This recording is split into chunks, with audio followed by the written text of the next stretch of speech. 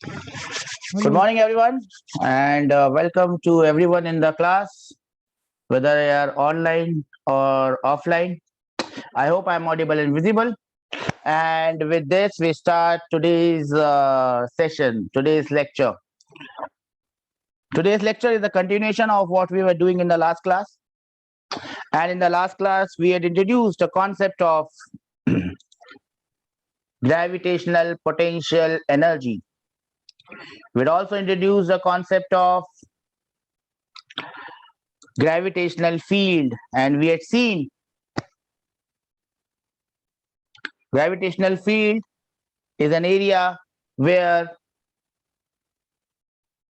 a body can experience gravitational force. Earth is creating gravitational field in all the space around us.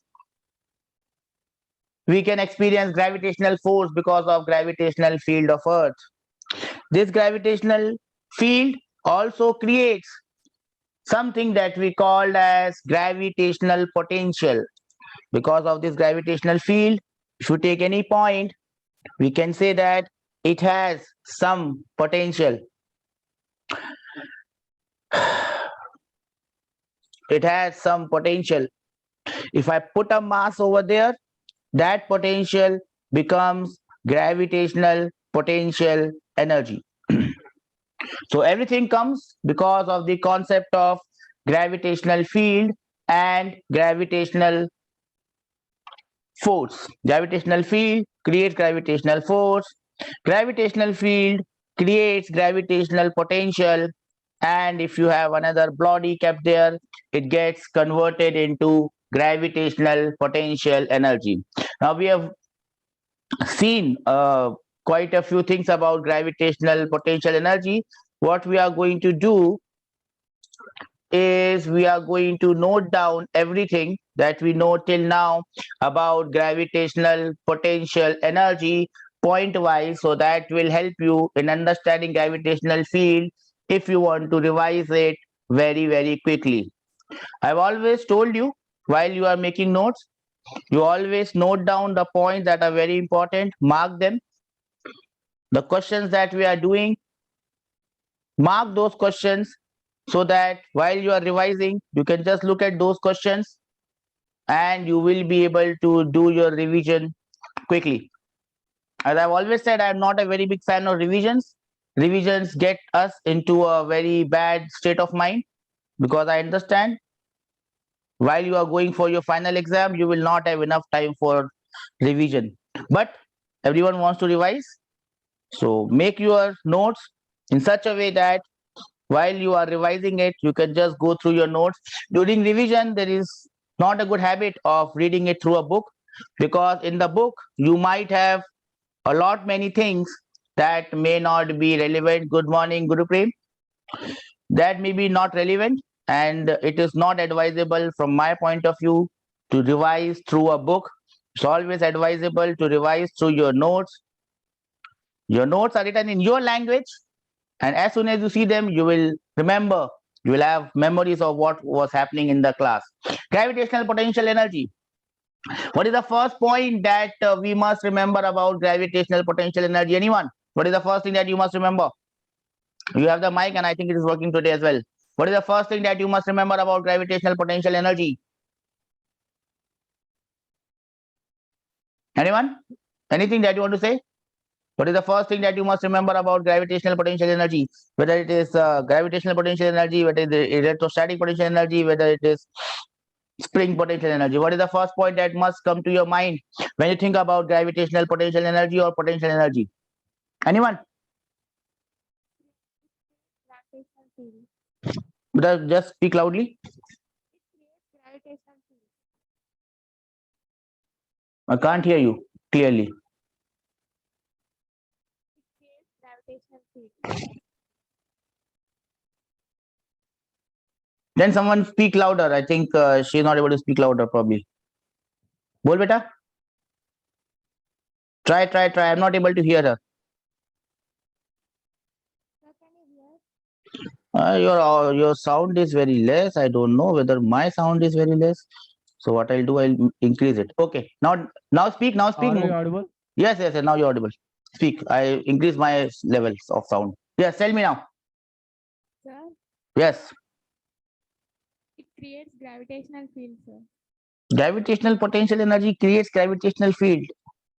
Okay, the other way around would be more better. That gravitational potential energy or gravitational potential comes because of gravitational field, and that is the first point that we will write. Gravitational potential energy or potential energy is always associated is always associated is always associated with what? It always associated with conservative forces. Conservative forces, or you can write conservative fields. So wherever you have gravitational field, you will have gravitational potential energy. Wherever you have electrostatic field, you will have electrostatic potential energy. So potential energy, this term, whenever you use this term, it has to do something with conservative forces or fields, conservative fields. That is the first thing that you must remember about potential energy. What is the second point that you must remember about potential energy? What is the second point that you must remember about potential energy? No one?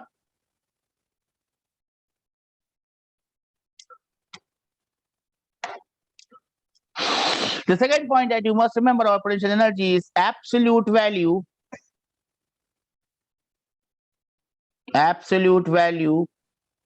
of any type of potential energy. Absolute value of potential energy is not defined. There is no definition of absolute value of potential energy. What is the absolute value of gravitational potential energy? There is no definition. What is the absolute value of electrostatic potential energy? There is no definition. So, whenever you use the term potential energy, you must never associate it with a definite value, because definite value or absolute value is not defined. If something is not defined, it does not exist. Absolute value of gravitational potential energy or electrostatic potential energy is not defined. Then there must be something that is defined.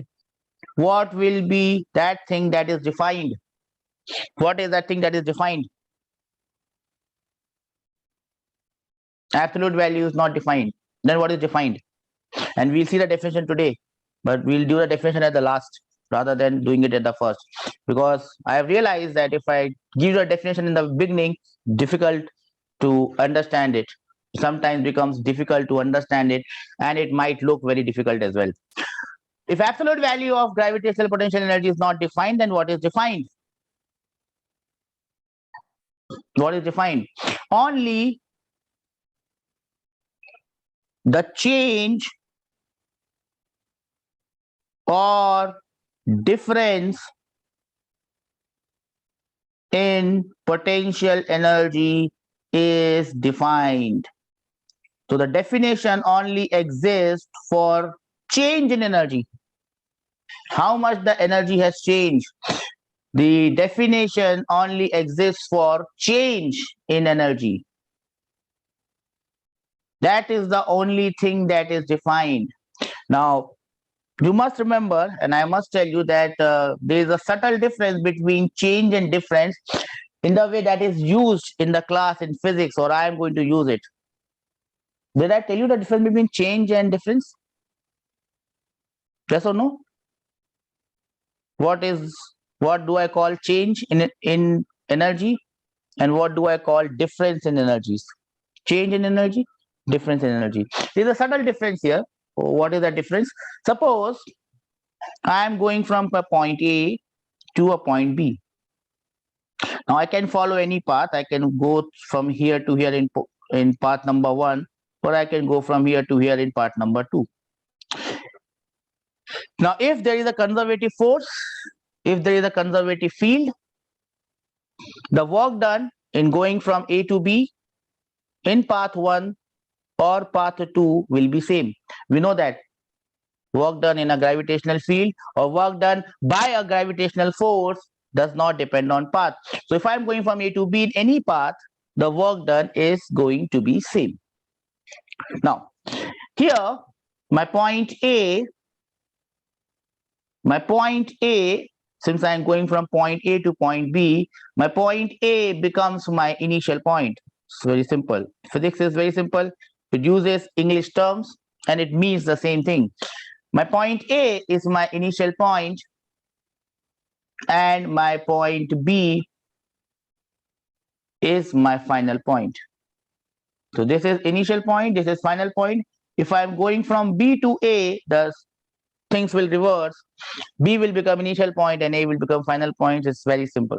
A is the initial point, B is the final point. Now, if I call the energy at point A is at UA, remember, energy at point A is not defined. Let us assume that it is defined. If I call energy at point A as UA, and let me call energy at point B as UB. So I hope the scenario is clear. Energy at point A, if I can define it, it is UA. Energy at point B, if I can define it, it is UB. I am going from A to B. A is the initial point, B is the final point. Now, when I say change in energy, so how do I write change in energy? Change in energy, change, remember the word delta, delta U from A to B. That is how I write change. Change meaning delta. Change meaning delta. Delta U A to B. When I write delta U of delta means change. Change in energy from A to B. What do I mean? I always mean the final value, which is UB, minus the initial value, which is UA. This is how change in energy or change in anything is defined. Whenever we are using the term change, we are always subtracting the initial value from the final value. So it is UB minus UA. That would be known as the change. How much the energy has changed. Final value minus initial value, that is what I call as change in energy. Now, if this is change in energy, what would be difference of energy? Again, the scenario is same. I am going from point A to point B. A is the initial point, B is the final point. Change means UB minus UA. What do you think is the meaning of difference? What do you think is the meaning of difference in energies? Can anyone tell me? Difference in energy. Difference in energy. Anyone would like to try? Change in energy is UB minus UA. What would I call as difference in energy? Now, whenever we are using the term difference, what are we going to do is we are subtracting final from the initial quantity. That is how difference is defined. When I'm saying what is the difference between A and B, A minus B is the difference between A and B. A minus B is the difference between A and B. What is the change between A and B? B minus A is the change. That is how subtle difference is there. Change or difference in potential energy is defined. Change is always final minus initial, and difference is always initial minus final. Do we understand this? Can I have some raise hand that we understand this? Okay. Change and difference. So only the change or difference in gravitational or electrostatic potential energy is defined. We are not going to get into electrostatic energy. Here we are going to concentrate our thought process on gravitational potential energy and spring potential energy. So what we are going to do is again write some important points about those two things. I hope you are noting down everything and not making a mistake there. I hope everyone has noted this down. Now, most of the question that you're going to do can be done with the two things that I'm going to tell you, and they are not rocket science that no one will understand. So I'll write point number 4. which is going to come gravitational potential energies. About gravitational potential energy, in most of the cases, the questions that we are going to do, we are going to assume that okay, now I just missed a simple point, so I'll just add it here as point number. I will call this as point number 4, and I will call this one as point number 5. So I'm going to change it. I'm going to put 1 point before this. I'm going to rub this off, and I'm going to again write point number 4. What have we done up till now? The change or difference is defined, but sometimes we might need to give absolute value to a point. You might want to give value to a point. Now, to give this value to a point, there must be a 0 somewhere. So that 0 may lie anywhere, but we can assume it to be lying anywhere else. What I mean to say, to define or to give values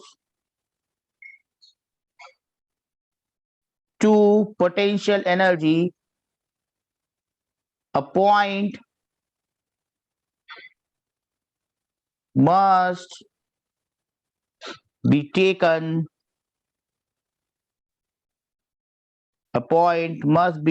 as reference whose potential energy is taken as 0. Remember, absolute value of potential energy is not defined, but sometimes I might have to give values to different points. How much is the energy of that point? If I want to do that, I must take a point, I must take a reference whose potential energy can be taken as 0. In most cases, the reference point is taken at infinity. Infinity means at a very large distance from the body. But again, if I go so far for 0, things are not going to look very easy when I'm going to solve problems.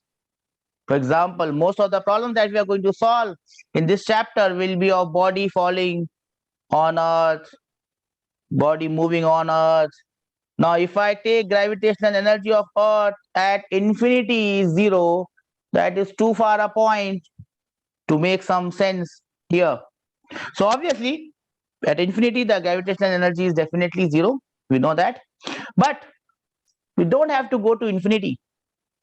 I don't have to go to infinity for finding out 0, because I can assume 0 anywhere.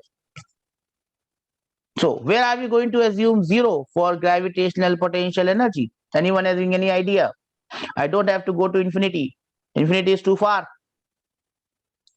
At infinity, we will find 0, but I don't want to go to infinity. So what we are going to do is, we are going to just make some assumptions. For gravitational potential energy in this chapter, remember, not in the chapter on gravitation, because I think the gravitation chapter is going to start maybe. When gravitational chapter, we cannot take energy on the point Earth as 0, because that creates a lot of complications there. But in this chapter, what we are going to do for gravitational potential energy at ground or the lowest point, we are going to take it as 0. So we are going to shift our origin. The origin or 0 lies at infinity. Infinity is too far. You can't imagine infinity. So instead of taking it at infinity, we are going to put it on the surface of Earth, on ground. That is the best possible scenario. If there is no ground, you can take the lowest point to be your 0 energy level. You can take the lowest point that you find in a problem. If the problem is not happening on ground, there will be questions where bodies are going to move in circle, they are not on ground. So in that case, it is always better to take the lowest point as the zero energy ka point. What I'm going to say here is, what I want to say, for example, this is my ground level. This is my ground level. Then there are two levels. Let us say two bodies are kept here. One body of mass m is kept at a height h above ground, and one body same mass but it is below ground, inside earth maybe. That height or that depth is also h. Now what I want to do here is give values of potential energies at point A and at point B. So I want to give the values at point A and at point B. How much is the value? But you must know that absolute value is not defined. So if I want to give a value, there must be a point whose value can be taken as 0. That point is at infinity. I'm not going to go there that far. So what I'm going to do here is, I'm going to take ground. This is ground. I'm going to take the value of potential energy. In this case, it is gravitational potential energy. Gravitational potential energy on ground is 0.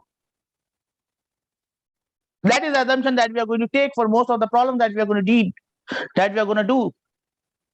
In case there is no ground, we can obviously take the lowest point. We can also take the highest point. We can take any point as 0, doesn't matter. But if we take any point as 0, then the values of different points will look different. Now, if I take the gravitational potential energy of ground as 0, it is not 0 there, but I'm going to take it. What will be the gravitational potential energy of this point? Point A. What will be the gravitational potential energy of point A? The point which is at a height h above your 0. Your 0 is here. This is at a height h. You may not be knowing it, so I'll tell you the gravitational potential energy of this point becomes plus mgh. Positive mgh. On the other hand, the gravitational potential energy of the lowest point, the point which is h distance below your origin or your ground or your 0 reference, the gravitational potential energy of that point becomes minus mgh. So this becomes plus mgh and this becomes minus mgh. And you will find a very astonishing fact in the chapter on gravitation when you are going to do it, that actually in actual practice, gravitational potential energy is never positive, it is always negative. Gravitational potential energy is always negative, it is never positive. And that you will realize in the chapter on gravitation. Now is not the time to understand this. Now what we are going to do is assume that the energy of ground is 0. Anything above ground will be positive. Anything below ground will be negative. Am I clear with this? Now, you will say, sir, why we are taking energy of ground 0? I don't want to take the energy of ground as 0. If you don't want to take energy of ground as 0, no problem. You can take the energy of this point as 0. You can take the energy of this point as 0, not a problem. You can do that. Now, my simple question to you is, if I take the energy of point B as 0, if I take the energy of point B as 0, which I am going to do in red, the energy of this point as 0, what would be the energy of this point and what would be the energy of this point?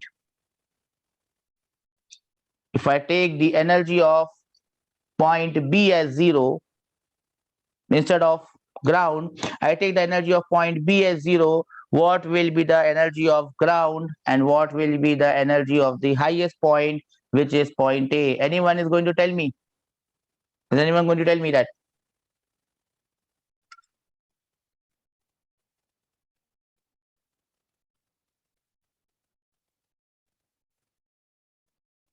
Sir, Yes, beta. mgh and 2 mgh. Well done. It is very simple. The energy of the ground then becomes plus mgh, and the energy of the highest point becomes plus 2 times mgh. So as you can see, just because I have taken ground, not taken ground in fact, as my origin, the energy of different points look different, but that doesn't make any difference, that doesn't make any change, because if you find the difference between the 2 points, it always remains same. And difference is what that matters here. Absolute value doesn't matter, because absolute value does not exist. Absolute value does not exist. Absolute value depends on where is your zero. If your zero is at ground, A becomes plus mgh, B becomes minus mgh. If your origin 0 is at point B, ground becomes plus mgh, and the uppermost point becomes plus 2 mgh. Am I clear? Everyone understands this? So I will not force you to take any point as 0. I would always take ground as 0 if there is ground. If there is any lower point, I will again take that lowest point as 0. Things are simpler that way. But remember, the actual point where gravitational potential energy is 0, in most cases, that is at infinity. And the other thing that you must remember, while you will do the chapter on gravitation, that actually gravitational potential energy is never negative, is never positive, is always negative. Either it is negative or it is 0. Positive value of gravitational potential energy is not possible. That was gravitational potential energy that we are discussing. I hope you have noted this thing down. With this small, simple explanation, you should be able to solve any problem that is going to come in your JEE Mains. I hope you are noting it down. This was gravitational potential energy, and how and where we are going to take that gravitational potential energy. What will be your reference level? Depending on that reference level, you can have different values of gravitational potential energy at different points. Apart from gravitational potential energy, the second energy that we are going to deal here, I think this is point number 6, is spring potential energy or elastic energy. For spring potential energy, SPE, spring potential energy, at the natural length of the spring, oops, why am I writing M? At the natural length of the spring, natural length, that means no extension, that point, the spring potential energy is taken as 0, where there is no extension. Now the question here is, where actually it is 0, and in this case the answer is same. It is actually 0 at the natural length. It is actually 0 there, and we are also assuming our 0 there. So there is no confusion in this case. Spring potential energy is taken 0 at its actual point, and that actual point is its natural length where there is no extension. Now I'm going to draw a simple diagram. A body of mass m is attached to a spring of spring constant k. This is the natural length. Here extension is 0. I hope everyone can understand this. X is 0. Now I am going to mark two positions here. This is an extension of X, which is in red. Then there is a compression of X, which is in green. So from its natural length, it could be extended or it could be compressed. Let me call the red point as A. Let me call the green point as B. Now the question is, and we are not going to derive it because derivation will not help you at all in any ways. What will be the energy of point A and what will be the energy of point B? I'll give you a minute to think about it. If you know it, it's very good.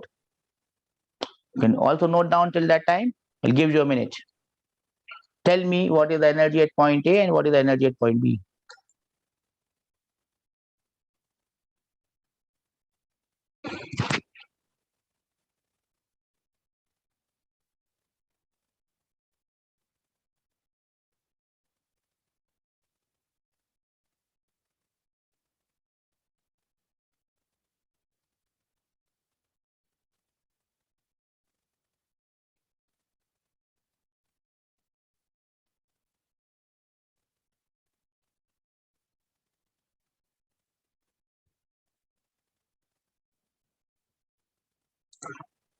Anyone, any idea what will be the energy at point A? What is the energy at point B? Kx square, sir. Kx square at point A. What about point B?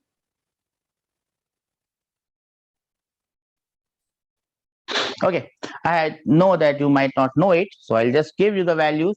At point A, the gravitational potential energy is half kx square. At point A, it is half kx square plus half kx square. 2ak. Okay. What about the point B? What is the elastic potential energy or spring potential energy of point B? Point B is in compression. Sir, at point B, 2kx square. No, it is not 2kx square. See, 0 is here. X distance forward, it is plus half kx square. What will be the value? X distance backwards or compression? Anyone? Sir, Yes? minus half k. The answer should be minus half kx square. Right? That is the answer that comes to our mind, that it should be minus half kx square. We always understand, try to think that, just in case of gravitational energy, above it was positive, so below it was negative. So that makes us think that the answer must be minus half kx square. But you must remember that spring potential energy is not negative ever. It is always positive. So the answer here is also plus half kx squared. So whether it is compression or extension, the spring potential energy does not have a negative value. It always has a positive value. Remember this point? Always remember this. Spring potential energy always has positive value. Whether it is extension or compression, it is always positive. Remember this, do not be confused. Am I clear? Give you a minute to write it down with the diagram. Write down your point.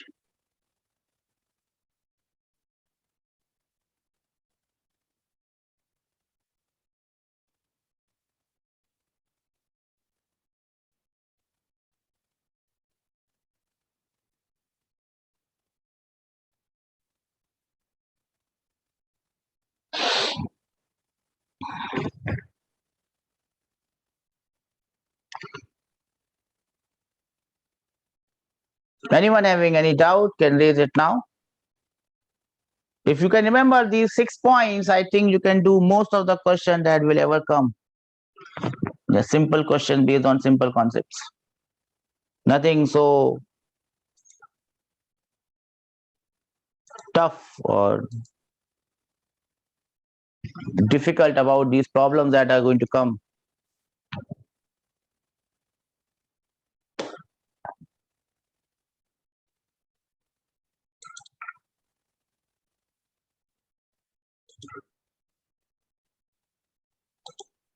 I hope everyone noted it down. If you have noted this down, then we'll have to move ahead and understand or write the definition of potential energy. So I will just start that slide. Sir, Yes, beta. sir, for both compression and extension, sign will be positive. Yes, remember that. We are not going to get into the derivation part. Just remember that it is positive. Can you remember that for me? Beta, can you remember that? For all purposes, for all cases, spring potential energy is always positive. It is never negative. Will you remember that? Sir. Okay. Sir, irrespective of reference frame. Our reference frame always is the point where the energy is 0, and in this case the energy is 0 at the point where there is no extension. Okay, sir. Okay, right?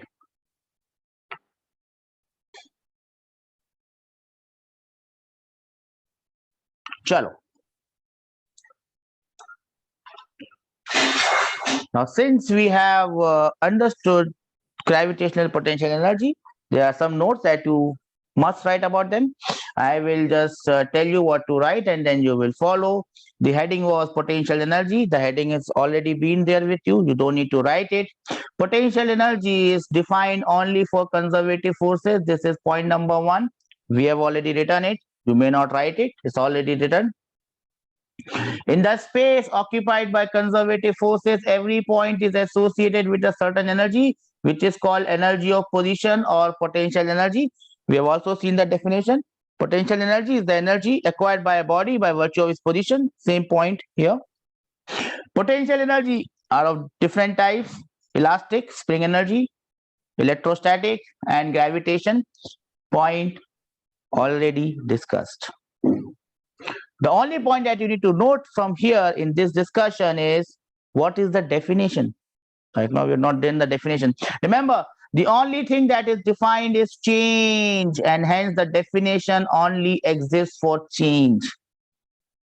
There's the only definition for change in energy, no definition for absolute value. So that is the definition that you will write. And what is the definition? You will write it from this book, and then we will discuss it further.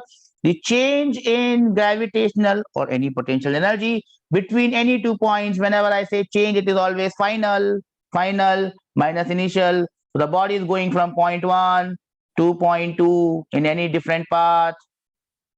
A is the initial point, B is the final point. Remember that final minus initial is change. The change in potential energy between any 2 points is defined in terms of work done by the associated conservative force, which is path independent. So this potential energy, you can see energy is the capacity to do work. So gravitational potential energy, spring potential energy, electrostatic potential energy, all are associated with work. And that is how they are defined. How they are defined, the change in potential energy is always defined as work done by conservative forces in displacing the particle between these 2 points. So whatever work gravitational force or electrostatic force is doing in moving that body, negative of that work, there is a very important thing that you must remember is this negative sign. The negative of that work is equal to the change in gravitational potential energy. So you will have to note down the entire definition of change in potential energy, whether it is electrostatic, you just add the term electrostatic. If it is gravitational, you just add the term gravitational. If it is spring or elastic, you just add the term elastic, and the definition is absolutely same. A minute to write it, then I'll try to explain it.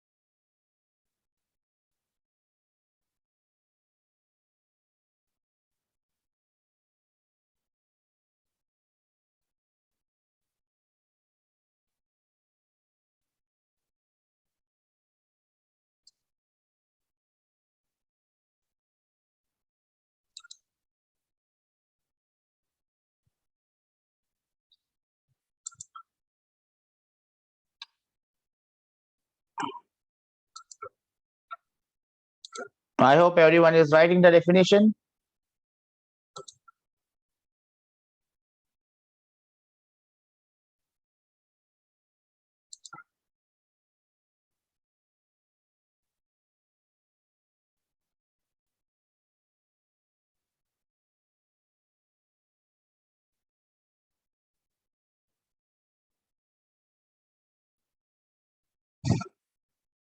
Has everyone noted it down? Okay, I think everyone in the class has noted it down. So what is the change in any type of potential energy? So basically what we are assuming here is that a body is moving from point A, which is the initial point, to a point 2, which is the final point. It can move in any path, doesn't matter. Work done by conservative force does not depend on path because it is conservative force. That's the definition of a conservative force. We have also seen that. We have seen that. So how it is defined? So it just simply says that delta U from 1 to 2, point 1 to point 2 is nothing but negative of work done by the conservative force in moving it from 1 to 2. This is the very simple form, the simplest form in which I can write this. Book will not write it like this because for work done, they will just use W. I always use delta W. I told you the reason. For change in gravitational energy, they might use delta.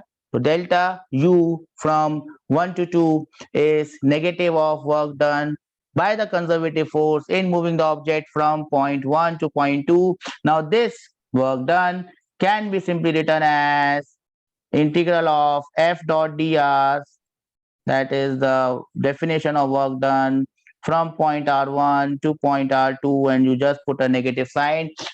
That is the definition of work done. We can't change it. It is the way it is. That is one way of writing it. The definition of any potential energy. Remember,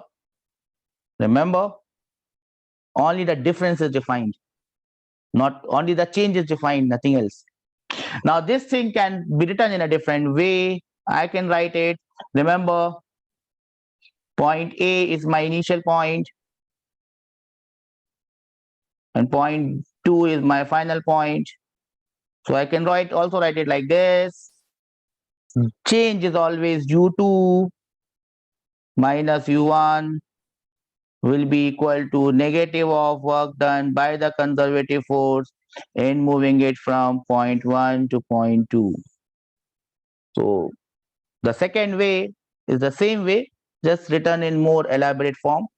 So U2 minus U1 is negative of work done from 1 to 2. Or as you can see, there is a negative sign here. You don't want negatives in your life, you can bring the negative sign here. If you bring this negative sign here, how does it look like? Everyone will tell us. So instead of U2 minus U1, it becomes U1 minus U2. So U1 minus U2 now becomes work done from 1 to 2. Now you can remember this definition in any of the three forms and you are good to go. All the three forms mean the same thing.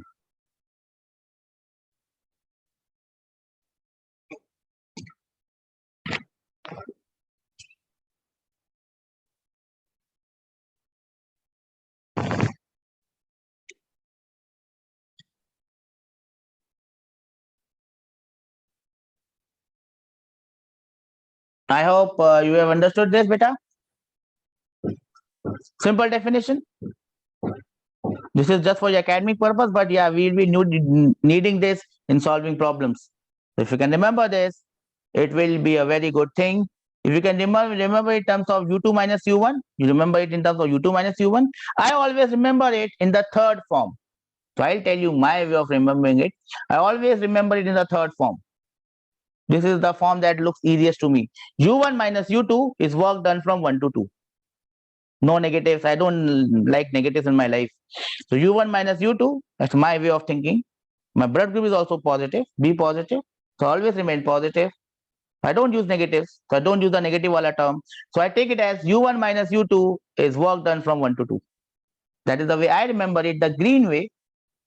Green is a good color. Pink is also a good color. All colors are good. White is also a good color. Black is also good. U1 minus U2 is work done from 1 to 2. This is how I remember it. Easier for me to understand. No negatives. This is the definition of change in potential energy. But as I told you, sometimes we need to what? Sometimes we need to give values to different points. We want to give values to different points. Then we must have a reference. In most cases, that reference is taken as infinity. So we'll now see the second definition where we have taken the reference point and we are going to define absolute value in terms of the reference point. And here it is defined in terms of the reference point. It comes on your screen now. We've written the first definition of change. If I want to define in terms of absolute value, I can't do this, but for that I need a reference. So that is how you define it, and that is how I am going to underline it in red this time so that you understand the difference. If we can define a unique value of potential energy only by assigning some arbitrary value to a fixed point called the reference point, so we must find the reference point. Whenever and wherever possible, we take the reference point at infinity and assume the potential energy to be 0. So when your first position is infinity, you can take the value of potential energy as 0. Then the energy of the other point, we take one point as infinity, we take that energy as 0. So U1, which is the infinite point, becomes 0. So U2 minus U1 simply becomes U2 or simply becomes U, and this is how we can define the absolute values of potential energy at different points. The absolute value of potential energy at any point, assuming that at infinity is 0, is negative of work done. So this is how you can define it if we have a reference point, and that reference point is at infinity, and that point key energy is taken as 0. So this is the red one. Write the red one. Don't need to write the red one, and then you can also then you can write it from here till here. In case of conservative forces, potential energy is equal to negative of the work done in shifting the body from reference point to the given position. So this is how you can define it. The red one, you have taken a reference point at infinity as 0, and then you are defining the energy of alag points. This is not required for this chapter, but I am doing it for the next chapter, which is your gravitational. You will be needing it there, not here. I don't need it here, but still we are doing it because you have to study it at some point in time, and if you can understand it in the first case, it becomes easier for you to understand it completely. So I'll give you a minute to write this. Write this. And then we will do a question and probably understand the difference, the meaning of it.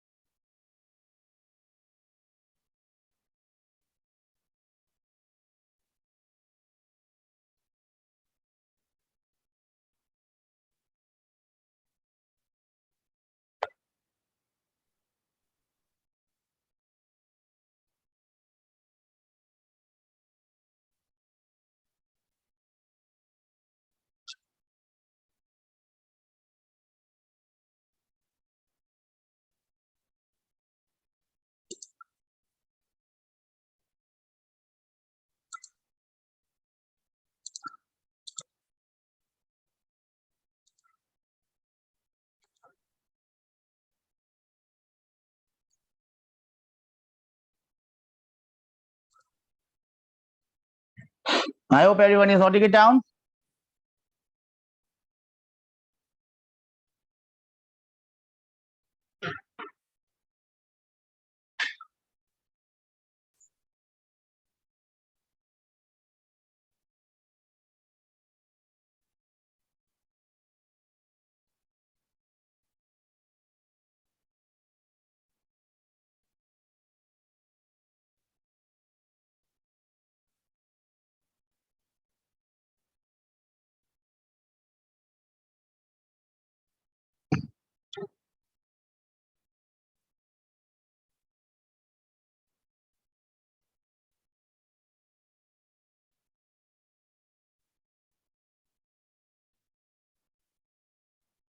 Okay, I hope everyone has noted it down.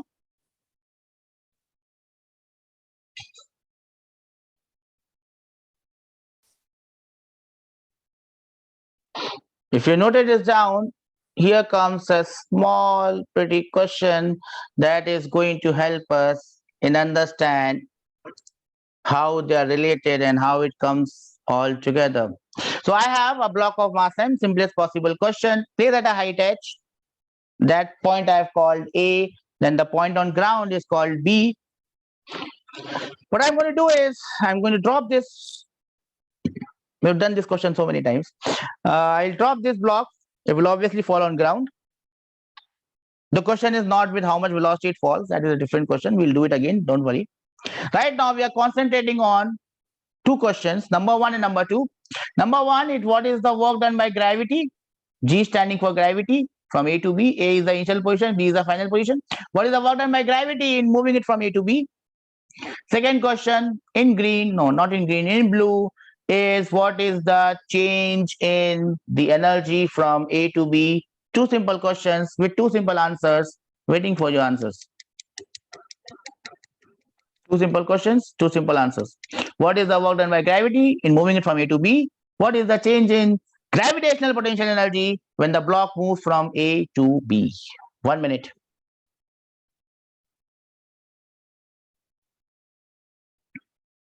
Let's MGH, sir. Work done by the gravity from A to B. Work done by gravity from A to B is definitely correct. It has to be plus mgh. No questions asked, no answers given. Everyone knows this. Body is moving from higher position to lower position, so it is positive. Plus mgh. Second question, the blue one. What is the change in gravitational potential energy?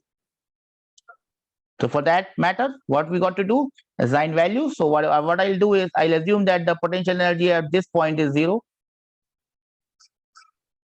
So the potential energy of this point becomes how much? Plus mgh. I have to find the change in energy. Change is always energy at point B minus energy at point A, and you will see what is the value of that change. It will come as minus mgh. Do we all understand this? Yes, sir. Pretty simple, pretty straightforward. No questions asked, no reasons given. And now you can see the relation between point question number 1 and question number 2. What is the relation that you see? And that is the relation that I want to tell you. What is the relation between A and question number 1 and question number 2? Do you see a relation?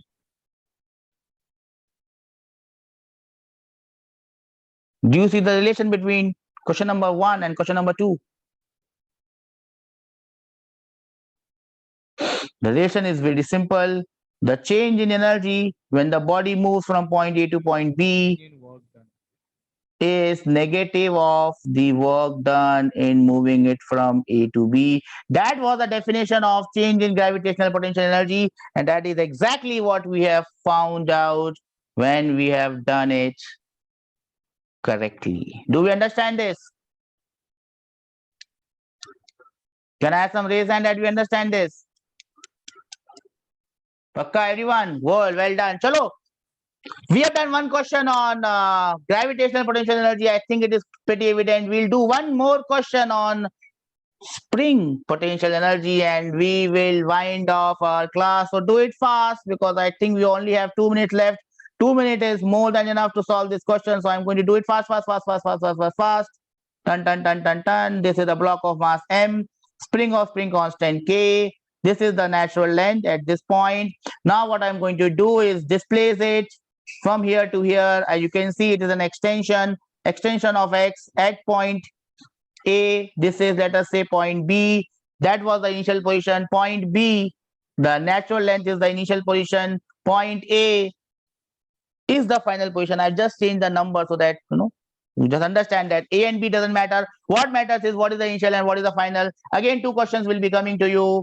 What is the first question? Number one, since you have not known, since you don't know what is work done by this. So number one question will be change in spring potential energy from B to A.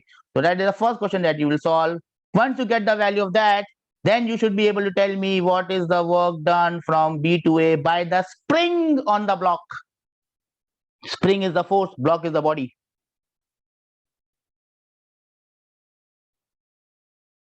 What is the change in spring potential energy when the block moves from B to A? And what is the work done? Remember, we did not find out the work done by spring force. I told you I'm not going to do this work done by spring force because I'm going to do it later, and this later is now. Instead of doing it as work done by force, spring force, we are doing it as change in spring potential energy. So what is the answer for the first question? First part. What is the change in spring potential energy? So that will be equal to UA, energy at point A, final point, minus energy at point B. Do we understand this? Yes or no? What will be the value? What is the energy at point A? Plus half kx square. What is the energy at point B? 0. So your answer is change in spring potential energy when I move it from B to A is simply equal to plus half kx square. Do we understand this? Can I have some raise hand that we understand this, sir? Yes, sir. Well done. Then if you understand this, and now you know the definition of change in energy without solving anything, can you tell me what is the work done by spring on the block? Block has moved from B to A. What is the work done by the spring on the block? You don't know how to find out the work done, but you know the process. You know the concept, how you will find out. Can anyone tell me what will the kx work done? square That will be equal to, oops, wrong color. That will be equal to minus half kx square. minus half kx square. And this is what you need to understand. The relation, if you understand the definition, then only you will be able to understand the relation. If you don't understand the definition correctly, the relation is gone and you are going to lose precious marks there. If you understood this, congratulations, and you are well equipped to solve any problem in potential energy. We'll be doing the problem in the next class. Don't worry about. Yes, beta. Any doubt? If there's any doubt, you ask me. I'm always here. The class winds off here. We have seen the definition of gravitational potential energy. We have seen the definition of change in gravitational potential energy. We have seen how to apply it in problems. Next class, we'll be doing more problems. Until that time, if you have any doubts, please ask. I'm here. The class from my end is over, and it's good that all of you are participating. That is how things are done. Without participation, the class is a useless class. Whether I take it or Lord Krishna takes it, doesn't make any difference. But yeah, if you participate, there's anyone who is taking the class, it will be a good class and you will understand things. On that note, I will wind off today's class. Any doubt, ask me. Else, have a good day. Keep studying. We'll come back with questions in the next class. Take care, everyone.